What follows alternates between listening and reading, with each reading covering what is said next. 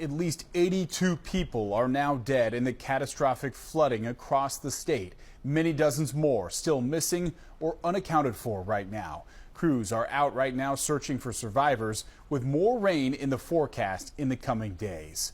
President Donald Trump, meanwhile, signing a major disaster declaration today for hard-hit Kerr County, where most of the people died. It frees up federal resources to help with the search and recovery efforts. More than 400 first responders from 20 different agencies are helping in the rescue efforts, carrying out more than 1,000 rescues since Friday, in some cases using helicopters to reach people clinging to trees. From the sky, you can see the scope of the devastation. Trees toppled, bridges severely damaged, and homes completely destroyed. The floodwaters tearing through Camp Mystic, where 750 girls were spending the holiday weekend. Several girls and one counselor still reported missing from that campsite. ABC's Maria Villarreal flying with the Coast Guard as they help with rescues. Right now we're hovering over the water river about 40 miles down from where those camps were predominantly affected.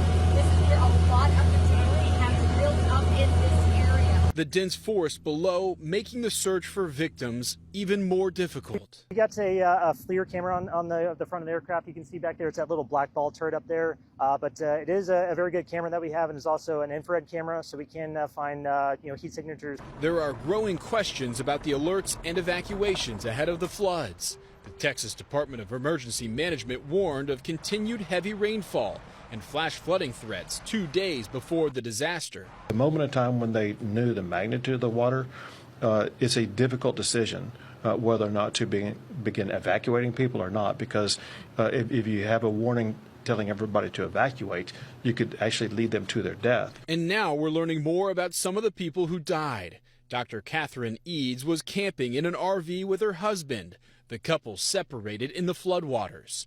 And 27-year-old Julian Ryan, who leaves behind 2 young sons. His family saying he tried to break through a window as the waters rose inside their trailer, suffering a deadly cut to his arm. President Trump says he's planning to travel to Texas to get a first-hand look at the damage, and he says that will likely happen this Friday. This came at night when people were asleep in bed.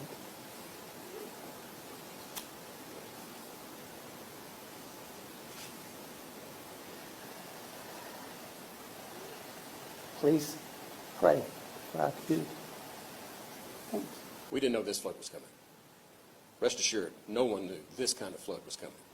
We have floods all the time. This is the most dangerous river valley in the United States.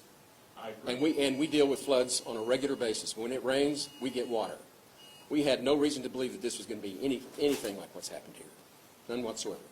Good evening tonight from Central Texas, the Hill Country, where 5 days now after the deadly floods, the worst in the U.S. in decades, the desperate and painstaking search for the missing goes on.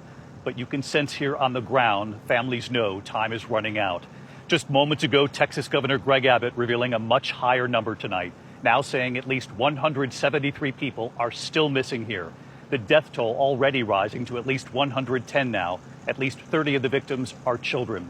Tonight here, the new and haunting images of this disaster, a mangled pickup truck and snapped trees piled up alongside the Guadalupe River. It rose 26 feet in 45 minutes. Crews from across the country and from Mexico are now on the scene here using heavy equipment to sift through the debris, walking along the river's edge one by one, trying to reach into that water, looking for any potential victims, and pulling rafts down through the downed trees and into the river to search beneath the water. At Camp Mystic, the camp for girls where so many lives were lost, the children's trunks seen lined up outside the bunkhouses. Dramatic images tonight of survival and of loss. The water suddenly rising around this truck, the driver escaping to the roof, hanging on until rescuers arrived. The son looking for his parents, his brother escaping this RV before it was swept away, but his parents in a nearby cabin were taken away with the current. Their 2 sons are now searching the river together here, and we were out there today with one of those sons. And what he told me about the last call to his father in that cabin at 4:44 a.m., just as the waters were quickly rising. So many families here still not giving up hope. Tonight, across central Texas, the hill country, a clearer picture of the devastation and the dread now setting in.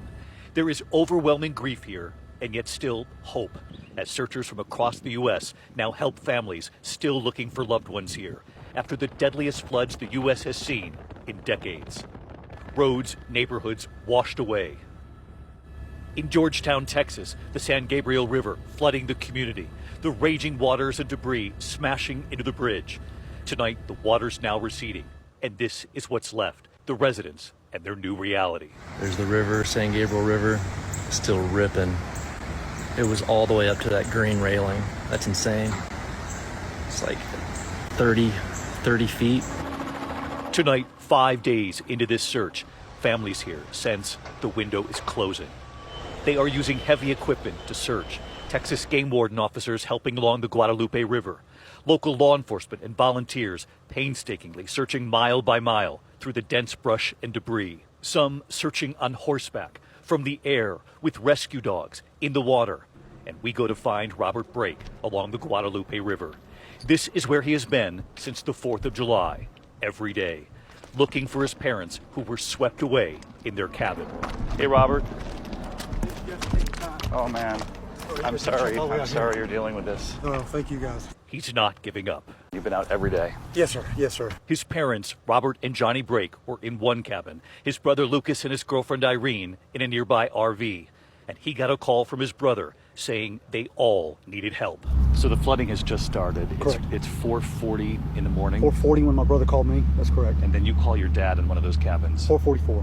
And your dad picks up. That's correct. And you tell him what's going on. That's correct. And you told him that your brother was in need of help at That's a nearby correct. cabin. That's correct. And that's the last time you talked to your That's dad. right. His brother and girlfriend escaping their RV. And this is the video of that camper being swept away by the raging waters of the Guadalupe River. And by the time his brother could make his way to their parents' cabin, it was gone. About 50 cabins washed away. They get out, they survive, they get to higher ground. That's right. And then he goes to try to get to your parents in the cabin. That's correct. And this was after you had called your dad. That's correct. And by the time he got there, the cabin was gone. Everything was gone. Everything had been His swept down. vehicle, the cabins, every cabin, it was just a pad. Put you guys in harm's way. And now, every day since, he's been tirelessly climbing through the trees snapped in two, climbing through the debris, looking for his parents in that river. Look at the sky up here. The help from above. And they're looking for the same thing you are. Absolutely. Absolutely. And as we're with him, his wife texts him the last known photo of his father from July 3rd, one day before the floods. Wow, what a great photo to have. That's my father and that's Yeah. my brother. Just Yeah.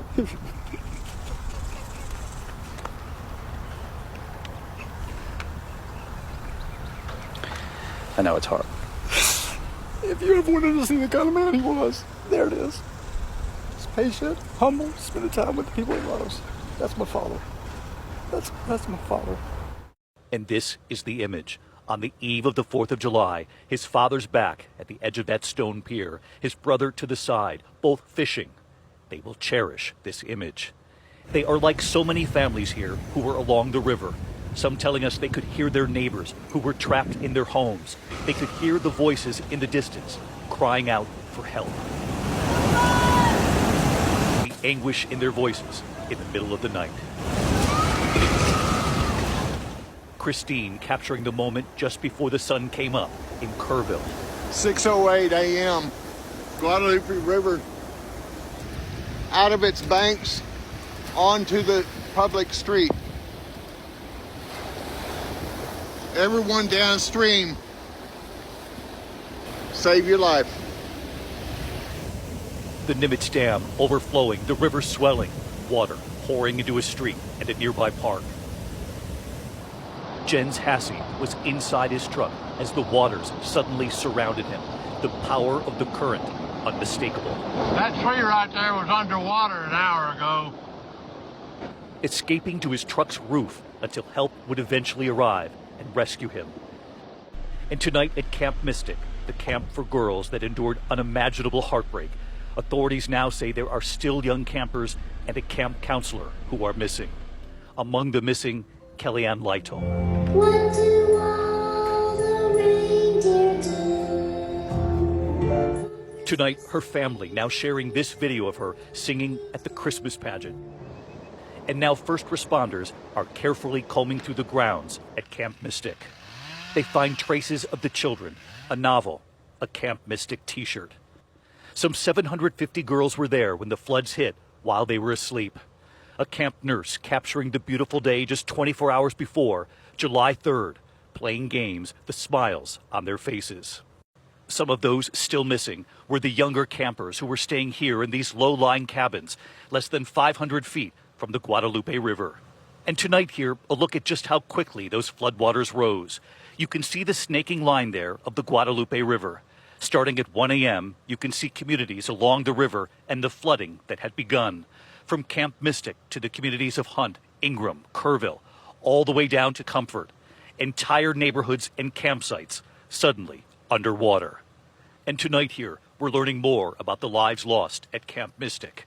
8-year-old Mary Grace Baker had recently celebrated her first communion and was attending the camp. Her school calling her a bright light, saying her giggle was contagious, as was her spirit. 8-year-old Blakely McCrory, her grandfather Douglas, saying the family is just devastated. Anna Margaret Bellows, 8 years old, seen here happily wearing her Camp Mystic t-shirt.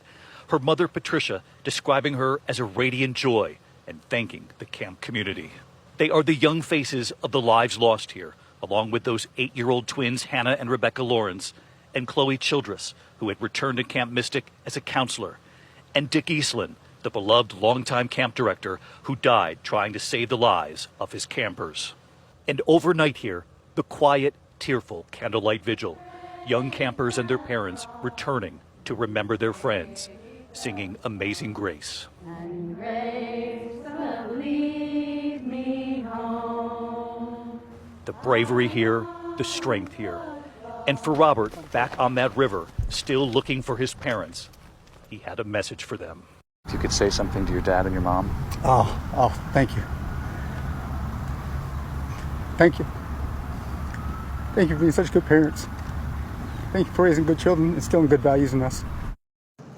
That son thanking his parents for teaching them and instilling good values, and obviously you could see those values on full display today. His 5th day now of searching for his mother and father. Our hearts are with so many of the families here.